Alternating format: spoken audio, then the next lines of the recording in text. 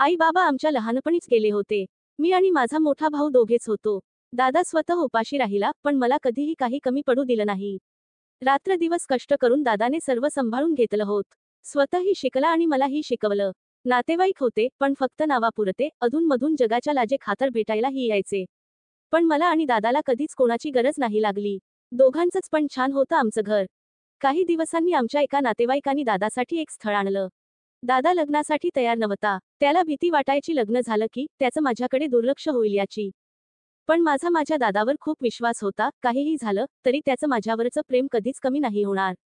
मी दादाला खूप समजावलं, निदान माझ्या लग्नापर्यंत तरी मला वहिनीचं सुख घेऊ दे. तुझी होणारी बायको माझ्यावर आईसारखं प्रेम करेल. थोडे दिवस तरी मला आईच्या मायेखाली जगू दे. आणि तुझ्या हक्काचा माणूस घरात आल्यावर मलाही तुला सोडून जाणं जड नाही जाणार. आणि म्हणूनच जोवर तुझं लग्न नाही होणार तोवर मीही लग्न नाही करणार. दादाला माझं म्हणणं पटलं. तो लग्नाला तयार झाला. दादाचे लग्न झाले. वहिनी अगदी कोणालाही हवीशी वाटेल अशी होती. का माहीत नाही, पण मला तिचा चेहरा आईसारखाच वाटायचा. स्वभावाने तर फार प्रेमळ होती. खूप पटकन आमच्यात मिसळून गेली. ती आल्यापासून तिने कधी झाडूही मारू दिला नाही मला. बोलायची, सासरी जाऊन हेच सर्व करायचे आहे. आता फक्त अभ्यास करा. परीक्षेच्या दिवसात तर कधी कधी जेवणही चारायची ती मला. जोवर मी अभ्यास करायची तोवर तीही जागी राहायची. खूप छान नातं होतं तिचं आणि माझं. नातं नणंद भावजेचं, नातं माय लेकीचं, नातं बहिणींचं आणि नातं मैत्रिणींचं. आजूबाजूच्या लोकांनी खूपदा आमच्यात भांडण लावण्याचा प्रयत्न केला, पण आमच्या नात्यात काहीही फरक पडला नाही. उलट दिवसेदिवस आमचं नातं आणखीनच घट्ट होत गेलं. खूप प्रेम दिलं तिने मला. एवढं प्रेम तर माझ्या आईनेही केलं नसतं माझ्यावर. खरंच आई वडिलांचेच आशीर्वाद असतील तेव्हा इतकी छान भावजय मिळाली मला. कितीही कामे पडली तरी नेहमी हसत असायची तीर्थरूप. तिला कधी थकवा नाही, राग नाही, द्वेष नाही. तिच्याकडे बघून मलाही वाटायचे, मीही माझं घर असंच सांभाळन.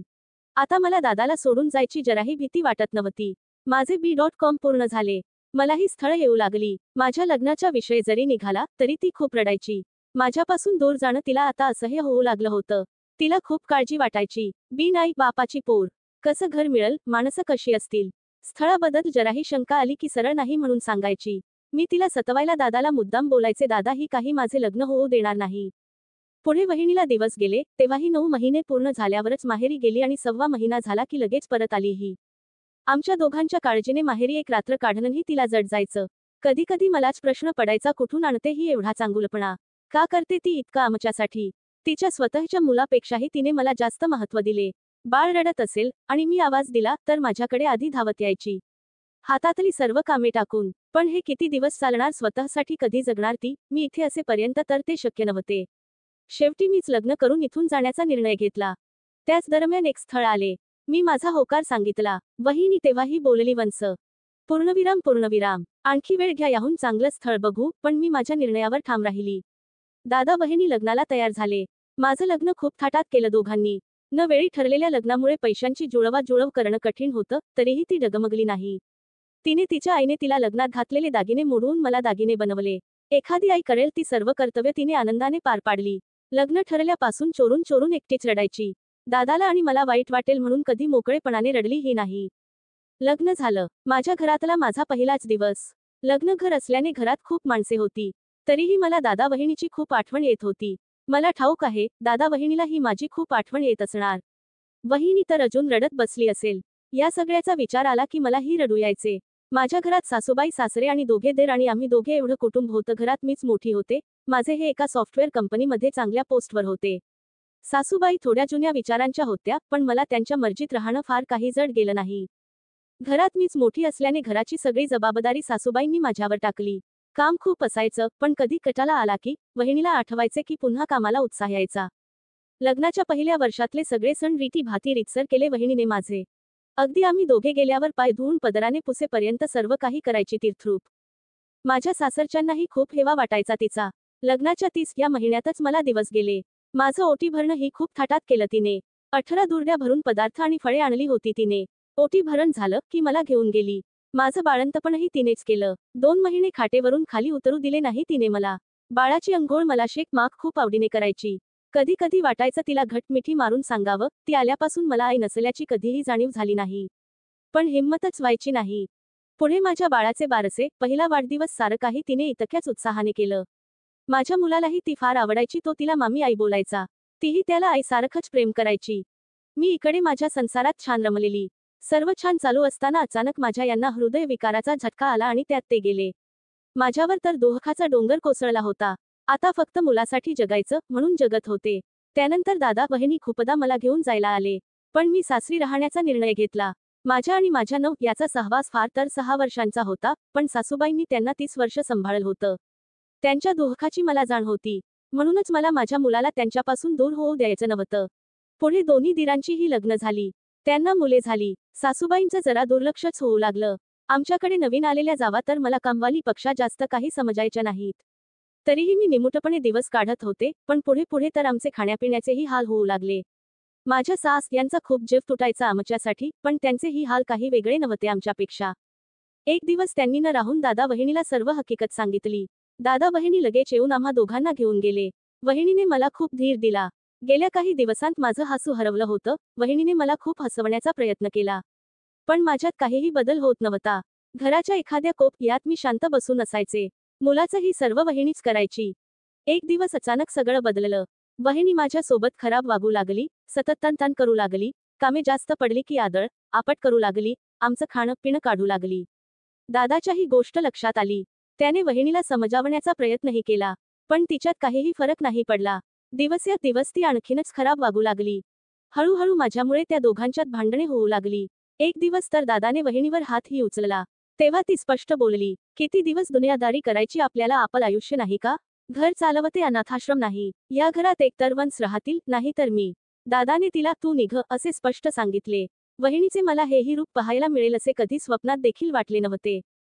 शेवटी विचार केला, माझे घर तर तुटलेच आहे. दादाचे नको तुटायला म्हणून मीच तिथून निघण्याचा निर्णय घेतला. मी निघताना दादा खूप रडत होता. त्याने मला खूप थांबवण्याचा प्रयत्न केला, पण एवढं सगळं झाल्यावर तिथे थांबण मला अशक्य होतं. घर सोडून गेल्यावर मी माझ्या मैत्रिणीच्या घरी गेले. दादाने मला नकळत माझ्या पर्समध्ये गुपचूप 50,000 ठेवले होते. तेच पैसे मला नवीन घराच्या डिपॉझिटला कामास आले. कसं बसं घरातलं सामान भरलं. मैत्रिणीने ही खूप मदत केली. थोडा त्रास झाला, पण आता स्वतःच्या हक्काच्या घरात होते याचं समाधान होतं. आता कोणीही मला इथून निघून जायला सांगणार नाही. दादा अधून मधून मला भेटायला यायचा. घरात सामान सुमान भरून द्यायचा. दादाच्या चोळखीने मला एका प्रायव्हेट बँकेत नोकरी मिळाली. माझं आणि माझ्या मुलाचं भागून सेव्हिंग ही व्हायची. आता मला कोणाच्याही आधाराची गरज नव्हती. मी ठरवलं होतं, आता मी कधीही त्या नाटकी वहिनीच्या दारात पाऊलही ठेवणार नाही. एक दिवस अचानक दादा वहिनी माझ्या घरी आले. तिला समोर बघून माझ्या तळपायाची आग मस्तकात गेली. मी तिच्याकडे पाहिलेही नाही. तितक्यात माझा मुलगा बाहेरून आला. त्याने तिला बघितल्या तिला मामी आई म्हणून घट्ट मिठी मारली. मी तसाच त्याला मागे खेचला. त्यावर ती म्हणाली, वंश लहान आहे तो. माझं आधीच डोकं फिरलं होतं. मी तिला ताडताड बोलू लागले. त्या दिवशी घरातून हाकलताना नाही कळालं का लहान आहे तो. तुझी नाटक बंद कर, आता मी तुला चांगलंच ओळखलं आहे. तुझे खायचे दात वेगळे आणि दाखवायचे दात वेगळे आहेत. मी तुला माझ्या आईच्या जागी ठेवलं आणि तू कैकीलाही लाजशील अशी वागलीस. ती शांतपणे सगळं ऐकून घेत होती. दादाने एक दोनदा मध्ये बोलण्याचा प्रयत्नही केला, पण तिने त्याला अडवलं. मी बोलतच होते. शेवटी रक्ताची नातीच खरी असतात. त्या दिवशी घर सोडताना दादाने माझ्या पर्समध्ये पैसे ठेवले नसते तर काय केलं असतं मी? कुठे गेली असते? तेव्हा दादा म्हणाला, कसले पैसे? कोणी ठेवले? मी नाही ठेवले. मी आश्चर्याने वहिनीकडे पाहिले. ती खाली मान घालून रडत होती. ती दादाला म्हणाली, ते कागदपत्र द्या वंशकडे आणि चला इथून. अजून काही वेळ थांबले तर माझा जीव जाईल. माझ्या लक्षात आलं, ते पैसे तिनेच माझ्या पर्समध्ये ठेवले होते. मला आणखीनच राग आला. मी तिला विचारले, म्हणजे ते पैसे तू ठेवले होतेस का? कशासाठी? मला तुझ्या उपकाराची जराही गरज नाही. मी तुझे पैसे व्याजासकट तुला परत करेन. दादा भडकला आणि म्हणाला, काय परत करशील हिचे? अगं, फक्त तिचं दूध पाजलं नाही तुला तिने. नाहीतर एखादी आई करेल ते सर्व केलं तिने तुझ्यासाठी. ती जे काही वागली ते फक्त तुझ्यासाठी. तू स्वतःच्या पायावर उभी राहावीस म्हणून, तुझ्यातला स्वाभिमान जागावा म्हणून. आपली पिढी एकमेकांना समजून घेणारी होती. या पुढची पिढी अशी नसेल कदाचित. तिच्या येण्यात या सुनेने तुला अश्रितासारखी वागणूक दिलेली तिला सहन नाही होणार म्हणून. आणलेले कागदपत्र त्याने माझ्या हातात दिले आणि म्हणाला, हे घे. हे काय आहे माहीत आहे का? आमच्या राहत्या घराची कागदपत्र. हिने हट करून घर तुझ्या नावावर करायला सांगितले. मी तुझ्या रक्ताचा भाऊ आहे ना?